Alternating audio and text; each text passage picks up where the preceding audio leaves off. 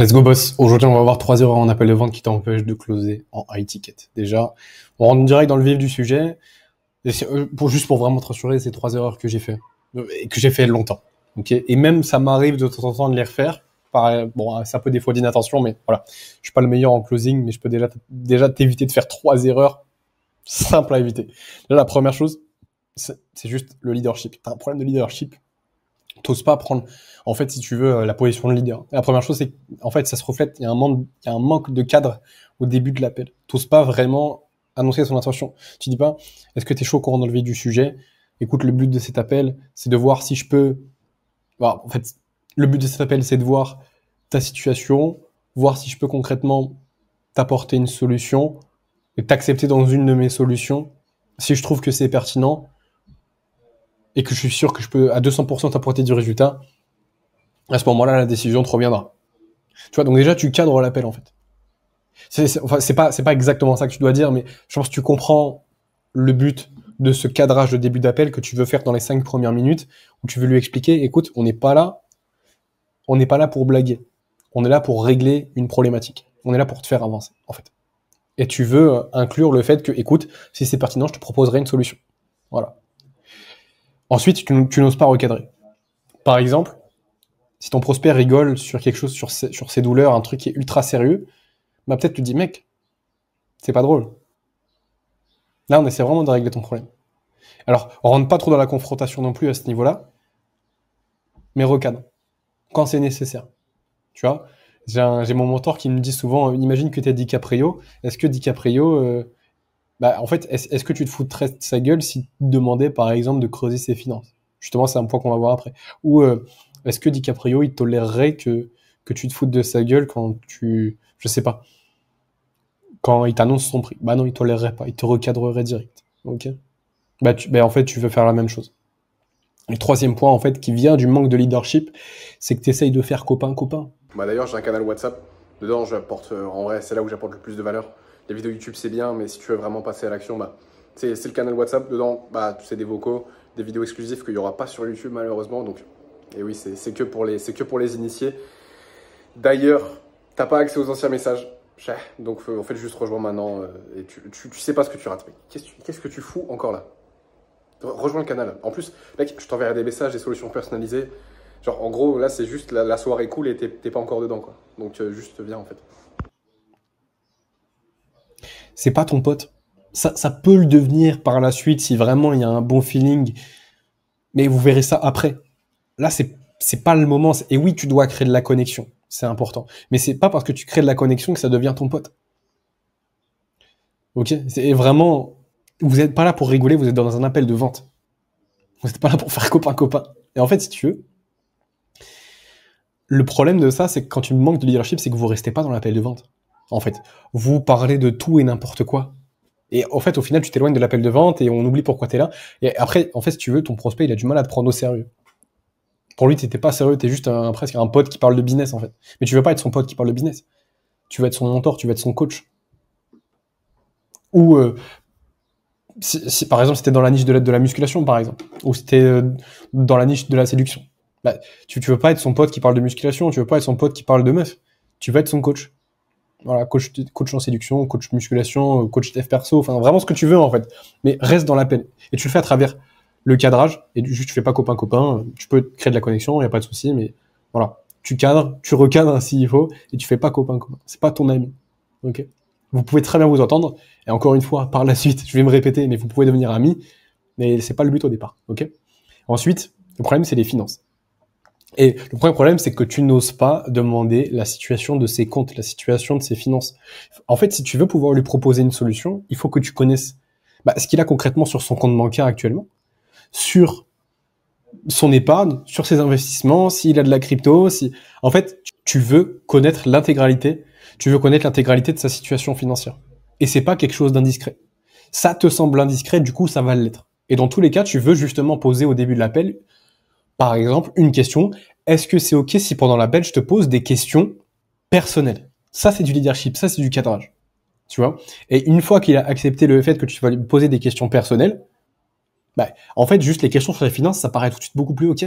t'es pas intrusif. Il t'a dit que c'était OK pour lui poser des questions personnelles. Et si jamais il te dit non, je suis pas OK que tu me poses des questions personnelles, bah, là tu recadres. Tu dis bah écoute, je comprends, ça peut te paraître un petit peu inconfortable, peut-être même un peu indiscret, mais si tu veux vraiment qu'on puisse avancer dans l'appel, et de toute façon on est là pour ça, si tu veux qu'en fait ensuite on puisse trouver une solution, je dois vraiment pouvoir te poser des questions personnelles. Est-ce que ça te semble pertinent, du coup, que je te pose des questions personnelles? Ou alors, est-ce que du coup c'est OK que je te pose des questions personnelles? Bref, voilà. Là, ça c'est une objection, du coup, tu embrasses, tu traites, tu isoles. Enfin, non, tu embrasses, tu isoles, tu traites. OK? Ensuite, deuxième point sur la finance, c'est que tu traites pas l'objection sur le prix. Si le mec te dit c'est cher et tu lui dis OK, ouais, je sais que c'est cher, bah, juste, si jamais il a une objection sur le prix, je lui dis OK. Est-ce que tu penses que c'est ce que je te propose qui vaut pas 1000 euros si tu proposes un programme à 1000 euros? Ou est-ce que c'est vraiment juste une question de finance perso et c'est plus compliqué pour toi? Souvent, il va te dire que c'est des finances perso. C'est là où tu peux creuser un petit peu. Et souvent, t'as pas besoin, en fait, si tu veux, de poser cette question parce que tu connais déjà et en fait, tu veux absolument le connaître, la situation de ses finances. Ce que j'ai fait au début, c'est que, par exemple, sur mon tout premier client, je lui dis, OK, ça représente un investissement de temps. Et il me dit, OK, let's go. Genre, zéro objection. Et je me dis, ah, OK, mais en fait, si tu veux, on peut faire un paiement plusieurs fois et tout. Et heureusement, il m'a dit, non, non, non, pas besoin, t'inquiète, on peut y aller. Mais mec, en fait, j'étais juste mal à l'aise au fait de demander de l'argent. Et du coup, c'est pour ça que j'ai proposé des paiements plusieurs fois. Et là, il n'y avait pas besoin. Et toi, tu veux éviter la même chose. Tu veux dire des paiements plusieurs fois sans contexte. S'il te dit que c'est cher, tu vas pas lui dire, OK, mais on peut faire des paiements plusieurs fois si tu veux. Ben non, juste c'est cher et tu lui demandes, OK, pourquoi? Est-ce que tu penses que c'est ce que je t'apporte qui apporte pas, qui vaut pas tant ou là, justement, tu dois faire le travail d'identifier une potentielle objection avant? Ou est-ce que c'est autre chose? Mais en théorie, si tu fais bien ton travail, et justement, on va voir juste après de creuser, normalement, tu as traité toutes les objections avant d'annoncer le prix, avant de pitcher. En fait, si tu veux, ce que ça te permet de faire, de creuser les finances, et surtout au début, très vite, tu veux le faire, c'est de pas perdre de temps. Parce que si le mec, au bout d'une heure et demie d'appel, tu te rends compte qu'en fait, il a 20 euros sur son compte, bah, tu peux pas l'aider, le mec. Et en fait, tu viens juste de perdre une heure et demie. Alors, en soi, tu l'as perdu, mais tu n'as pas vraiment perdu. Parce que dans tous les cas, ça va t'entraîner pour tes appels de vente. Donc, c'est pas très grave. Mais quand tu seras un peu plus confirmé, bah déjà, tu feras pas cette erreur, mais tu veux absolument l'éviter parce que tu vas perdre du temps. Donc, en fait, dans tous les cas, tu veux creuser ces finances au tout début de l'appel. Vraiment. Parce que mieux vaut perdre 15 minutes qu'en perdre une heure et demie. Genre, vraiment. Vraiment. Là, dis-toi qu'aujourd'hui, là, je sors d'un appel de vente de plus de 2 heures. Bon, en soi, j'ai creusé les finances au début, donc c'était OK. Mais j'ai mal traité les objections, donc au final, j'ai perdu 2 heures. Bon, j'ai pas perdu parce que j'ai énormément progressé pendant l'appel, je suis très content de moi. Mais, bah, si j'avais pas fait cette erreur, j'aurais pas perdu 2 heures. Enfin, perdu, entre guillemets. Tu veux exactement éviter la même chose. Ensuite, ne pas creuser suffisamment. Ouais boss, rejoins le canal WhatsApp, premier lien en description, full valeur. T'as pas accès aux anciens messages et en fait c'est des ressources qui sont exclusives que t'auras pas sur YouTube ni Instagram. Et pas creuser correctement. Première chose, c'est que tu vas pitcher avant de comprendre. Si t'as pas creusé suffisamment et que tu pitches, aïe aïe aïe, tu vas te prendre toutes les objections de la Terre. Voilà, toutes les objections que t'as pas creusées, elles vont ressortir écran de fumée et ça va être impossible de closer. C'est exactement ce qui s'est passé aujourd'hui pour moi. Bon, tu vois, typiquement, c'est une erreur que j'ai faite, c'est que j'ai pas traité l'objection au début de l'appel. En fait, elle m'est ressortie à la gueule à la fin de l'appel et j'ai pas su comment la traiter. J'étais un peu dans le brouillard. Je me suis dit, mais what the fuck, il y a trop d'objections. Alors qu'en fait, c'était juste une que j'ai mal traitée au début et elle est ressortie après le pitch. Donc ça, c'est la première chose. Pitcher avant de comprendre. Pitcher avant d'avoir traité toutes les objections. Ensuite, ne pas creuser suffisamment ses douleurs. Tu veux comprendre pourquoi, qu'est-ce qui le motive, c'est quoi qui le bloque concrètement, pourquoi est-ce qu'il prend l'appel, c'est quoi ses traumas, c'est quoi ses blocages, c'est quoi ses douleurs, à quel point est-ce que ça le fait chier. En fait, tu veux vraiment poser ces questions-là. Ensuite, l'erreur à ne pas faire, c'est ne pas le projeter dans sa situation désirée.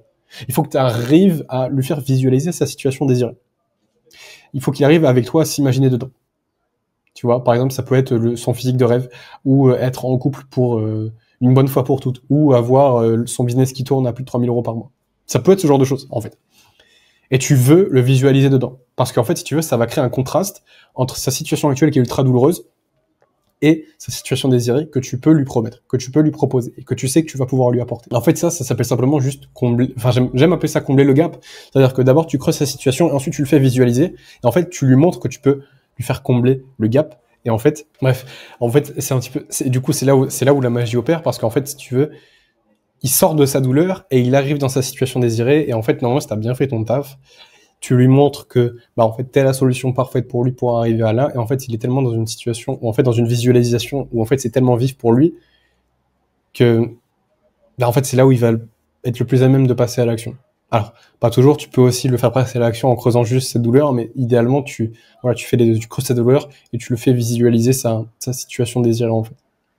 Il faut qu'il te fasse confiance surtout avant ça, hein, parce que en soi, tu peux faire visualiser plutôt dans l'appel et tout, enfin, c'est pas un problème, mais il faut qu'il visualise sa situation une fois qu'il est persuadé que tu peux lui apporter cette situation. C'est ultra important, vraiment. Et s'il n'est pas persuadé, il faut que tu creuses l'objection avant qu'elle t'arrive à la gueule, vraiment. C'est pour ça que tu veux vérifier plein de points. Voilà, donc ça c'était c'était les 3 erreurs majeures en appel de vente qui t'empêchent de closer en high ticket. Si tu as besoin d'un script de vente, si tu as besoin d'une solution, mec, je sais pas, d'une ressource supplémentaire, tu rejoins mon canal WhatsApp, c'est totalement gratuit. C'est là où j'apporte le plus de valeur, vraiment c'est full valeur. Je t'enverrai un message à toi et on va voir un petit peu ta situation et en fonction de ce dont tu as besoin, je t'enverrai des ressources. OK ? Passe une bonne journée.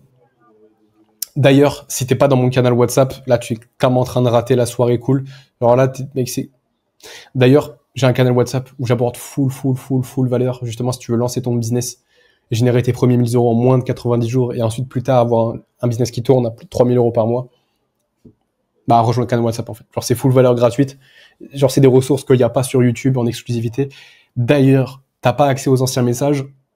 Donc, juste si tu rejoins pas maintenant, tu perds de la valeur. Donc vraiment, rejoins maintenant, je t'enverrai un message et justement, je t'enverrai des ressources personnalisées, enfin des ressources en fonction de ce dont tu as besoin. Voilà.